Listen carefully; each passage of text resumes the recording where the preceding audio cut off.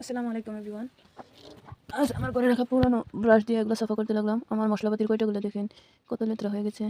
এরকমভাবে আপনারা ঘরে সাফা করতে পারেন কোলগেট ব্রাশ দিয়া। এখন আমার ভিডিও হয়েছে, কাম করা হয়েছে, এরকমভাবে সাফা করলাম। দেখেন এই কয়টাগুলো সব মুখে মারিয়ে দিচ্ছি আমি, কারণ প্রত্যেকটির ভিতরে মশলা আছে। রোদের ভিতরে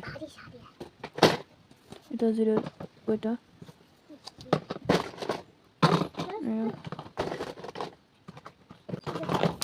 মা কি করছো এখানে? কি করছো এগুলো?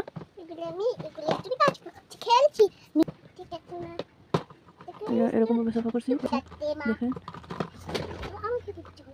সাপ লাগালে কম সাফা হয়, কিন্তু কোলগেটের সঙ্গে ব্রাশ লাগালে দেখেন দাঁতের মধ্যে সুন্দর সাফা হয়েছে। এখন আমি এগুলো রোদে দিয়েছি, শুকিয়ে নিব। মা কত সুন্দর চকলেট। Like comment subscribe.